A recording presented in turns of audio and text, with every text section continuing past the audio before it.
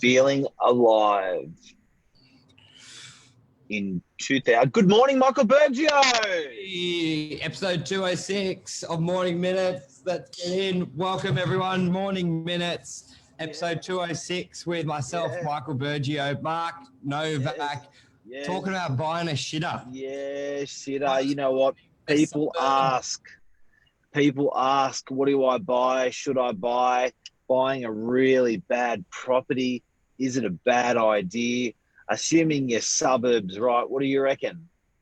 I know if the suburbs right, there are no bad properties, and I think when you realise that, God, it will make buying very easy, won't it, Mark? Because you look at people who have bought a property and done nothing with it in 10 years, 20 years, and how much money they've made or the benefits they've got. You're like, wow, is there a bad buy? We've touched on this on an episode before, Mark, going even the worst properties in a suburb still get very similar growth to the bad properties. Like it's, if anything, they've got the better growth. And it's really weird. I was at dinner with a friend on Saturday night, and we were talking about great shit suburbs and great suburbs and shit properties and good properties. Matt, mate of mine's in student accommodation, and so he knows a bit about property. And I go, Matt, give me a suburb. Like, just give me a suburb that's less desirable for you, and give me a suburb that's very desirable for you. Now he's got. I'm not saying they're bad suburbs or good suburbs. He's got his own motivation for what's desirable or less desirable. But he picks suburbs like Blacktown. He picks suburbs like Campbelltown. He picks suburbs like Cabramatta. He picks suburbs like Rose Bay, Manly, Chatswood. And we stuck to suburbs that haven't had a lot of impacted change that have come into them, right? Yep. After going through those suburbs, we looked at so we've got access to a property system called RP data, which gives us historical sales data. So you can look at, for instance, like a 10-year trend on how the suburbs performed. Every suburb has performed on or about 70%. Every suburb had performed between 65 and 70, 75. You know, in that 10-year period, you couldn't go too wrong. Now, when we're saying shitter, we're not saying shit suburbs. Well, maybe we are some shitters. I don't know what you'd regard as a shit suburb in Sydney, but you still can't go wrong. Shit house, old knocked down shitty house, shitty unit. You still can't go wrong. Yeah, the way I look at it, the way I look at it as well is if you just go with the mindset, I'm buying the worst house in this area, I think how easy it will be, because think about how when people go through the buying process, the paint color's not right, I'm not buying that, or the carpet's not right, I'm not buying that, or like they come up with a million reasons not to buy because they're trying to get the perfect property in that suburb. But if you go in there with the mindset of I'm buying the worst one in this suburb, I reckon it would be a lot easier. But and then there's a lot of benefits with buying a property that need work, Mark, especially if it's an investment, tax benefits, it's doing the work. Yeah, good point. Value adding property. Well, where do you honestly, if say, I don't know how many people in society are on commissions, right? Like yourself, like myself. But if you're on a fixed wage, where can you get the upshot? Obviously, you can work harder at work and you get a promotion, and you maybe will get 5 or 10% more that year than the year before. But property is actually a good one where you can speculate, but it's not heavily speculative like a stock. So, it's property. Buying a shitter is actually not a bad idea because you can actually play with your money. You can play with the property and potentially get some, like you said, some really good tax breaks and potentially get a really nice little drink or upshot. Now, you don't have to sell the property to realize the profit. You can get it revalued and you can buy something else potentially. But yeah, a lot of people have got the shackles on. They can't make more money at work. A shitter is a great idea. Yeah, and when you look at it, the difference between sometimes the best property and the worst property, a lot of it's really cosmetic. So you've got that potential. I really emphasize that value add. And the difference, Mark, when you buy a top property, there's like you're relying on market growth with that property because all the value's already been added. So if the market doesn't go up, then your property doesn't go up. You can't really do anything else to it. But when you're buying the shittest property, you've got market growth and then the value add. So I emphasize that as well. Is a big one. A lot of comments so far. Everyone's loving that. Michelle, thanks for joining. David, Sabine, love the shitters. That's where the money is. Yep. Cabramatta used to be a shithole, but now it's thriving. Thriving. And a Thriving. great place to go for dinner, by the way. Yeah, you went there for, is that where you got the Italian? Yeah, no, that was Norton Street Leichhardt, but good pho. There's good pho in Cabramatta. Yeah, beauty. There's a famous pho place. But you know what, Michael, something that you mentioned as well, when you buy a shitter, you're not paying much for the structure and Yeah. you're buying the land. And Yep. the reality is that guess what appreciates and guess what depreciates? Fact is a car depreciates because that's it, full stop, because you're buying the material thing, the structure, so if you can say it that way.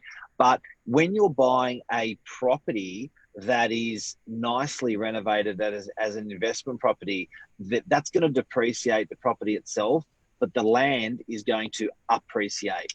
So you've got to be, so another good thing with buying a shitter is you're not paying generally much or anything for the house. You're just paying for the land, and the land's the only bloody thing that goes up. It's a big benefit. Then if you renovate that house upwards, then you can have someone pay you for your love that you've given it, even more than what it's cost you. Generally, if you do a good reno, quote me on this one, guys, if you do a good reno on a shitter, you will get for that renovation a multiple on your money of 2 to 3.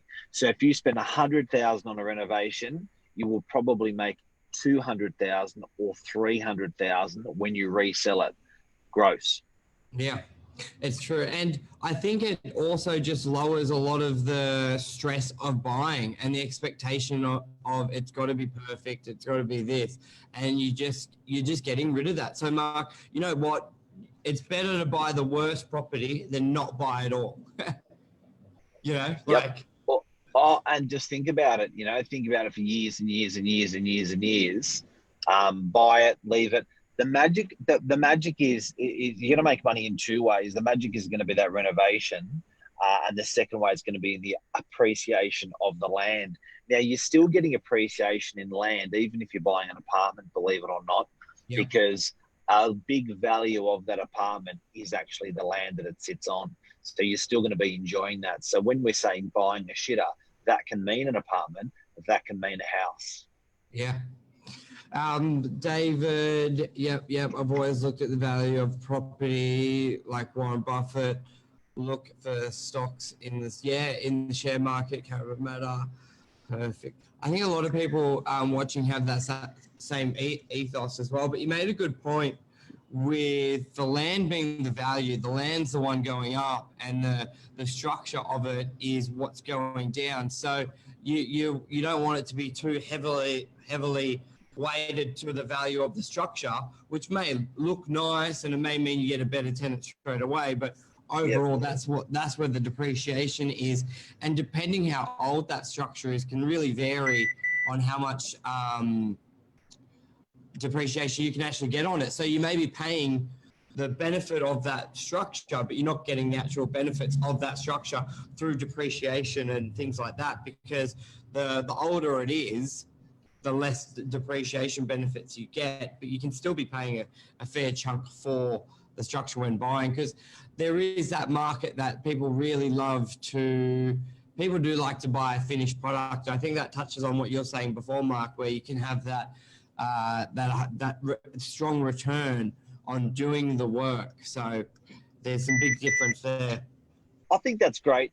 I think that's great for your home. Like, I do believe, I personally have always bought stuff renovated because my core business is being a real estate agent, and allowed me to focus on my core business. As soon as I had to start doing kitchens, bathrooms, additions, building new homes, it actually takes away from my core business. So I've always made that business decision from very young, never to just to buy renovated and just milk it, enjoy it, and then spend those hours free with my family, or in my business.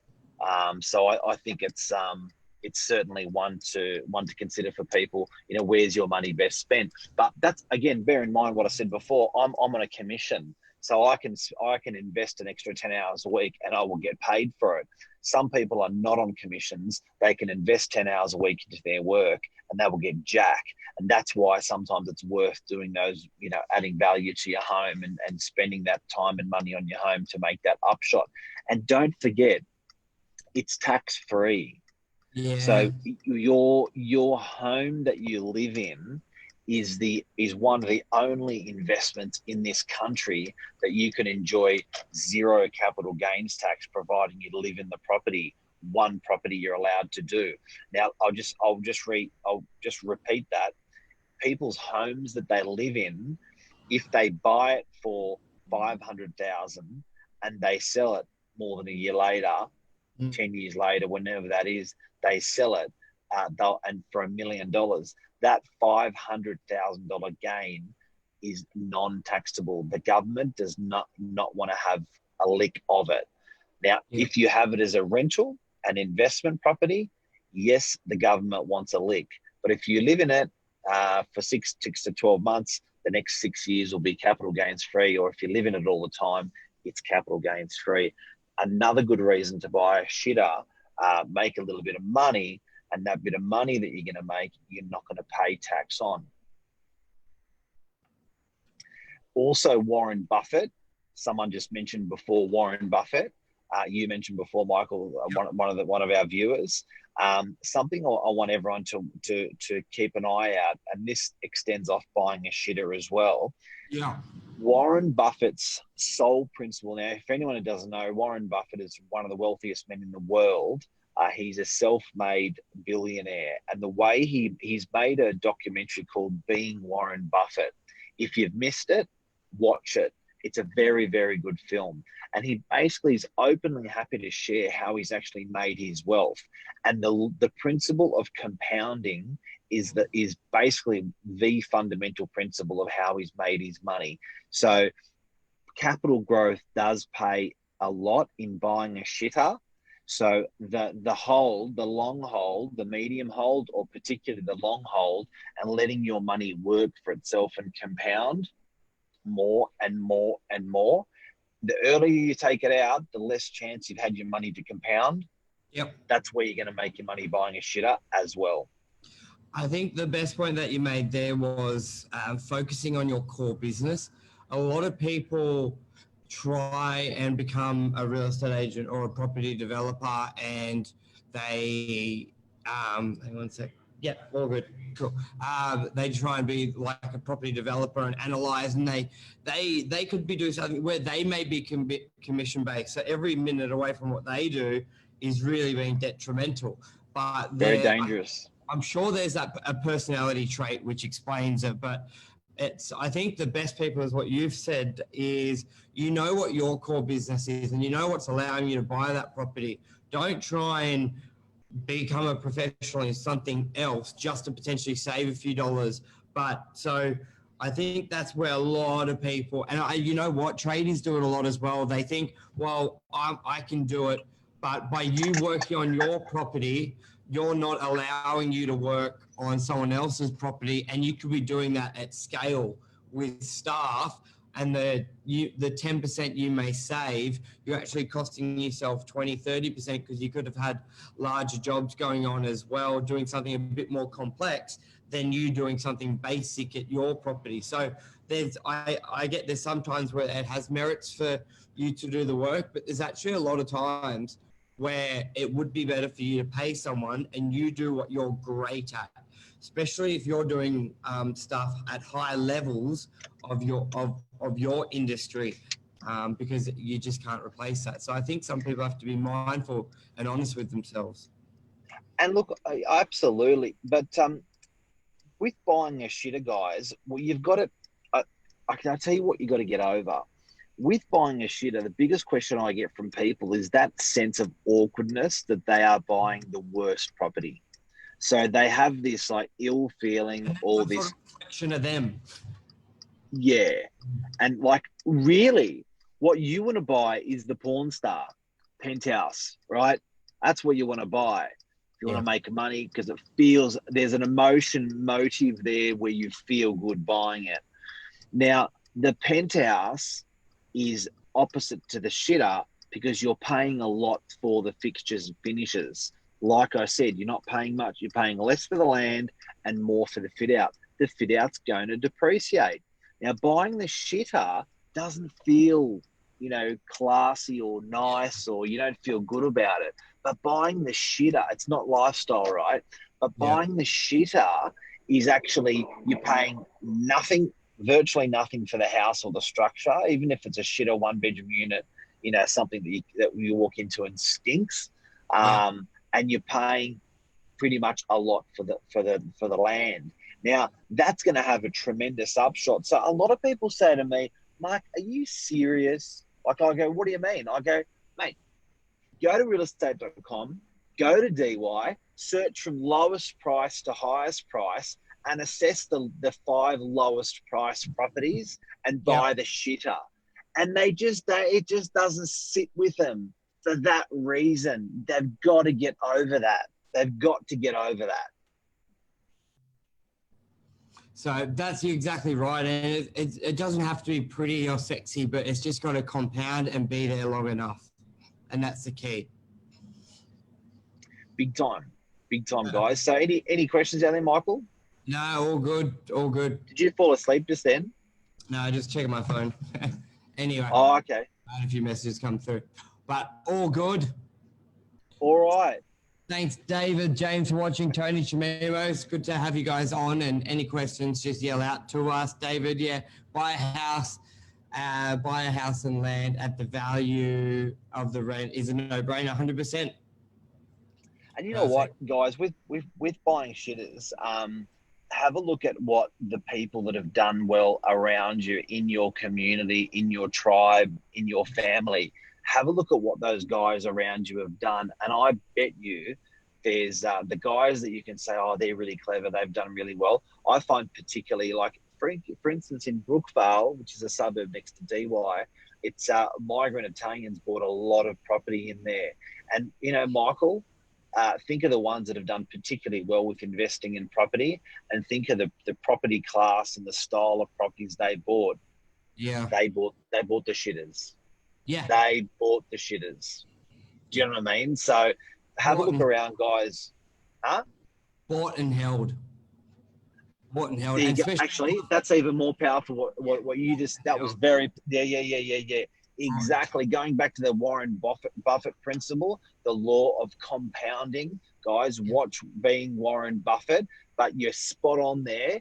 They bought the shitter and they compounded the shit out of it. They held it forever. And they still own it. It's true. Alrighty, guys. Thank you. Jeff Luby's on. Catherine Scaloccio. Good to have you guys on.